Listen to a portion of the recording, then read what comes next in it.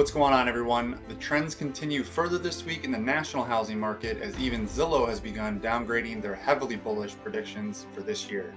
And the trends continue in our local market as well for the fifth week in a row, showing that it is continuing to soften even further.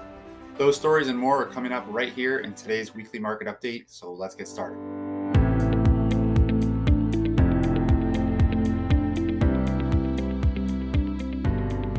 Hey, thanks for joining me today. I'm Rick Harrison with MVP Realty in Southwest Florida, and on this channel, I bring you the latest market news so you can make better decisions when it comes to buying, selling, and investing in Southwest Florida real estate.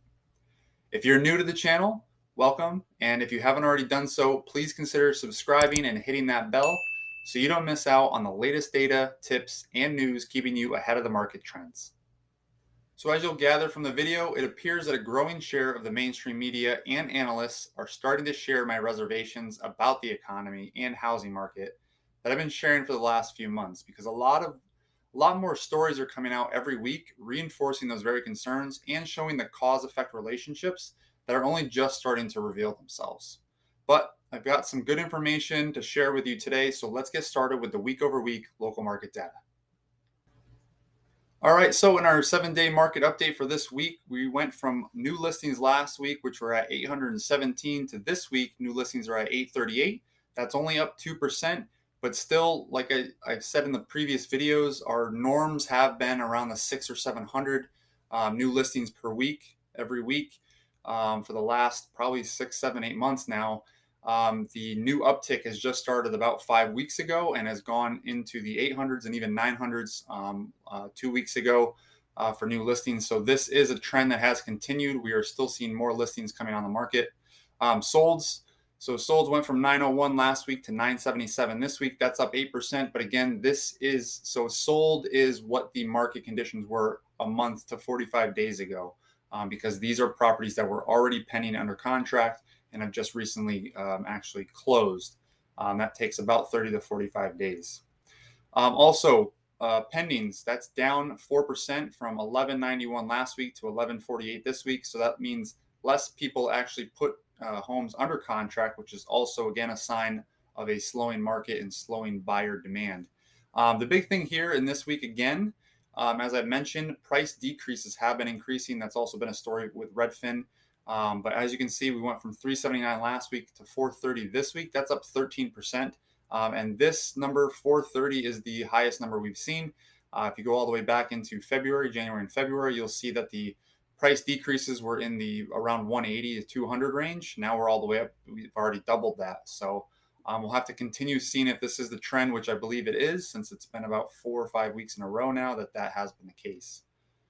All right, moving on to the total inventory. So single families, last week we're at 2,382. This week we're at 2,528. So that's a gain of 146 new single family homes on the market this week. Condos went from 1,247 last week to 1,289 this week. That's also up 42 new listings. So we went from a net gain last week of only 101. Now we're at a net gain of 188 this week. So again, we've had a net gain for the last 5-6 weeks now in a row in the total inventory breakdowns. Moving on to multifamily, last week we're at 104. This week we're at 108. Only a gain of 4, but still, as you might be able to take a look back at some of those February videos, you'll see that our average was somewhere in the 70s. So we're up 30, and we've been staying up in the hundreds for the last several weeks as well. Foreclosures, not real change here, at least not in our area. I know there have been increases in a lot of areas across the nation. That's one story we will talk about today. But for our area, local Southwest Florida market, not seeing a huge uptick in foreclosures. We've actually slowly been losing them since we had a little bit of an uptick a few weeks back. But we went from 38 last week to 36 this week. That's a loss of 2. All right, interest rates for this week. We went from 5.166 last week to 5.251 this week. That's according to NerdWallet's data, which is gathered from Zillow. And then we also have bank rate going from 5.07% to 5.28% this week. That's up 21 points. And this is the average for the 30-year fixed. This is across the United States. But keep in mind, these interest rates are also taking into consideration a pretty good to above average credit score. So the rates are higher if you are below, usually below the 700 range. You'll be looking at higher interest rates than this. This is just an average. So, all right, now let's move on to the headline highlights. We got 5 stories for you today. All right, first one, Zillow downgrades the forecast. This is according to Zillow as of April 2022. Zillow forecasts 14.9% growth over the next 12 months. So as I mentioned, they had extremely bullish predictions going into 2022. They were over the 16% mark. They were actually almost close to 17% growth over the next 12 months. They're now beginning to downgrade, and I think we're going to see them continue to downgrade as the months go on and the mortgage rates go higher. 6.09 million existing home sales are expected in 2022. That's a decrease of 0.5% from 2021. They are also saying that the driving forces behind this downwardly revised forecasts are obviously the affordability headwinds. The further risks that they're weighing in on, though, are inventory levels remaining near record lows, but have the potential to recover faster than anticipated, which could lower future price and sales volume projections. So with buyer demand slowing, that's going to allow more homes to come back on the market. If there's more inventory than there is demand, that's when prices start to decrease in general. As you can take a look at this graph, this shows you the home sales for existing sales and the forecasts that Zillow is putting out.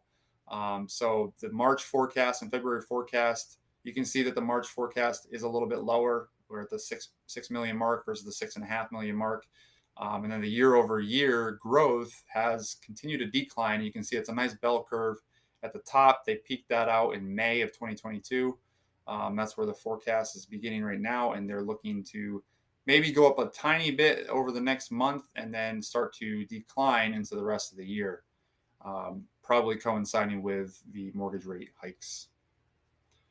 All right, Redfin, the home buyer demand dips. So roughly 1 in 8 sellers cut their list prices during the 4 weeks ending April 17th. That's the highest in 5 months, and asking prices declined slightly from the previous 4-week period as well. So both of those are signals that the market is beginning to soften quite a bit. So we'll have to keep an eye on that and see if it continues as it has been. So Redfin's Home Buyer Demand Index, which is a measure of requests for home tours and other buying services from Redfin agents, that fell 4% year over year during the holiday week, which they are saying that the holidays in general tend to be a little bit slower, but in this case, it's actually just exaggerating what the slowdown has already started. Mortgage applications and online searches for homes for sale also slumped. And just a couple more kind of leading indicators. Fewer people search for homes for sale on Google searches. That was down 8% from a year earlier. The touring activity, which we just mentioned, for the first week of January through April 10th was 45 percentage points behind the same period in 2021. So that's a quite significant decline in showings and touring activity. And then the mortgage purchase applications were also down 14% from a year earlier. And we've mentioned that, or I've mentioned that in a few of the last couple weeks, as the different companies like Better.com and some of the other mortgage lenders have started to lay off their employees due to the coming slowdown in mortgage demand. All right, next story. Fannie Mae predicts moderate recession. So this is probably not a surprise to a lot of people. It's been in the news quite a bit lately, but for Fannie Mae to actually be coming out and saying it is a little bit different for the housing market versus the stock market. But the thing that I picked up in this article was, one, they're downgrading it just because of the GDP growth, which has already been expected to slow and decline. But the economists are quick to note that the projected downturn will not likely resemble the severity or duration of the Great Recession in 2008. Now, I thought this was interesting. Maybe I'm just reading too much into it, but will not likely are key words there, because if you look back at a lot of stories and articles and even news segments over the last couple of months, most people were saying, oh, this will never happen like 2008. Not even close. You don't even have to worry about it. Now the story and the words are starting to change a little bit. Will not likely is not quite as strong as this will never happen. So, and then in the next, exactly the next paragraph over, they say the downturn will likely be less severe because of the housing market. So they're banking on the housing market being able to prop up the markets in general and keep the kind of the economy going. But the big thing with a recession, as I've been mentioning multiple times in the last several weeks, is that we don't need to worry about so much the housing market being the the spark to its own decline. It's more the fact of the recession being a spark, because when recessions happen, usually people get laid off, people lose their jobs. Those same people are potentially the ones who have been buying homes or secondary homes if they're in a good position. And they've been, taking advantage of the bull market we've been in for the last 10 years since 2008. Really 2012, but a lot of people made a lot of money over a very short period of time, a decade, and that money has been going into things like secondary homes or investments, investment properties, which is coming up in the next story. When people lose jobs, they can't afford those things anymore. They need to think about their future and not just necessarily, something that is nice to have, a luxury item. So we'll have to see if that does play out. But that is my concern at this point in time, is the job losses that we've just gained, which, if you remember, most of the jobs that we have gained, which has been quite a few over the last several months, most of them have been in the leisure or hospitality sectors. So that's usually the first thing to go if we do go into a recession. People cut back their expenses on luxury items and leisurely items. All right, foreclosure activity is at a new high since the start of COVID. Foreclosure starts and bank repossessions are at their highest numbers in the last 2 years. So that's a good indicator of the momentum that has been picking up. It's still below historical levels, but as I've been saying, foreclosures, short sales, bank repossessions, all those things take time to figure out.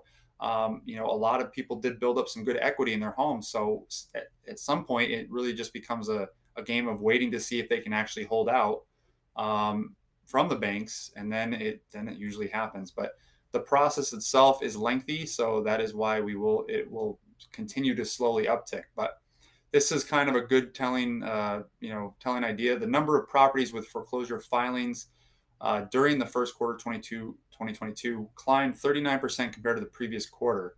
Foreclosure filings are up much higher at 132% compared to a year ago. And then moving right on to that, Rick Sharga, who's been the one who's been quoted from Adam about foreclosure data, but even with a large year-over-year increase in foreclosure starts and bank repossessions, foreclosure activity is still only running at about 57% of where it was in quarter one of 2020. That was right before we started seeing the COVID lockdowns and mandates happen. But still, 57%, we've only seen this start since really just 3 months ago. So it's already back to 57% of where it was 2 years ago when we went into the lockdowns and had the moratoriums initiated. So it has increased quite quickly and ramped up quite a bit. Foreclosure starts increased in all 50 states. The states with the largest number of foreclosure starts in the first quarter included California, our very own Florida, Texas, Illinois, and Ohio. Moving on to the next story, builders bypass individual buyers for big investors. So this is going to come as no surprise to most of you. We've talked about this in several other market updates. 25% of homes bought by professional rental investors in quarter 4, 2021 were new construction properties. In quarter 3, 2019, they only bought 3%. So again, when you go back to the signals of what is a potential housing bubble, one of those indicators is more investors entering the market than in your typical years, which would be prior to 2020. Home builders often sell in bulk to investors in order to turn a profit on new homes more quickly, since investors have more capital and can close a large number of homes in one go. There were 799,000 single-family homes under construction across the nation as of February. That's up 28% year over year. Robert Diaz, the National Association of Home Builders chief economist, said this makes rental investors even more appealing to builders, especially those who typically sell to entry-level clients, which is where the big problem has been, right?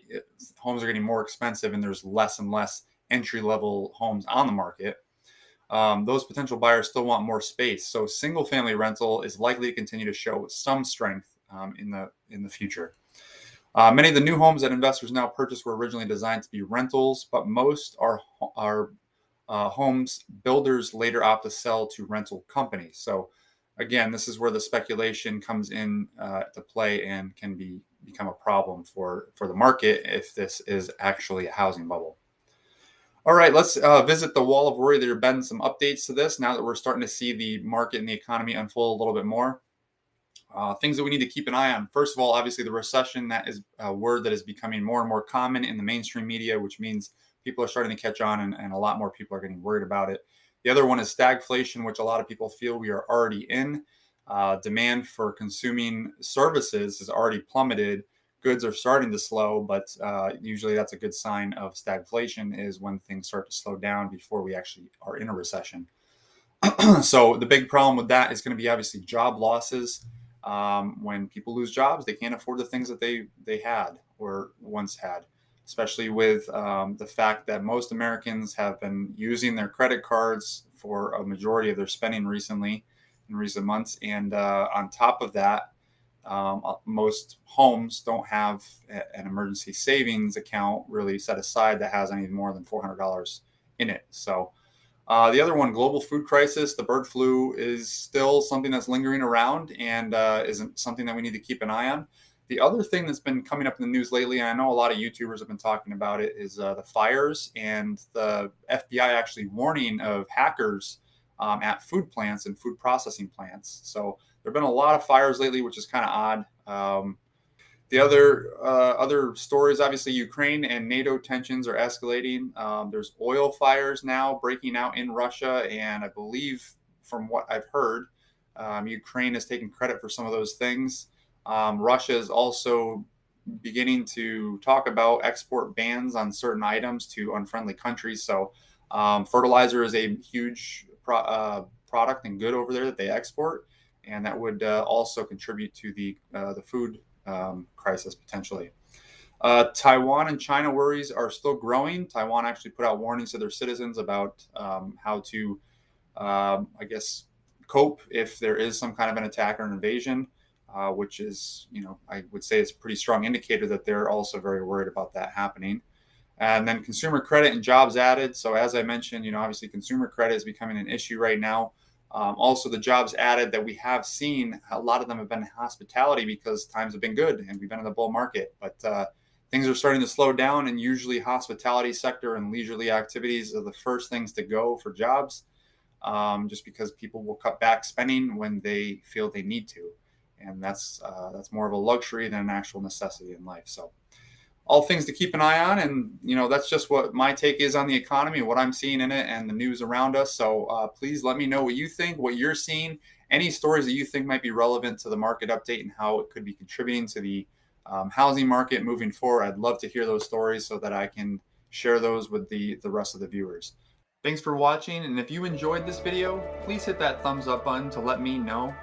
And don't forget to register on my site to get access to loads of exclusive tools, data, and content like foreclosure and open house lists, buyer and seller guides, calculators, and access to our Southwest Florida MLS. If you have any questions, please don't hesitate to give me a call or send me a text at 239-310-5478. And if you prefer email, you can send one to rick@swflrelocationteam.com. Thanks again for watching to the end, and I hope to see you next week.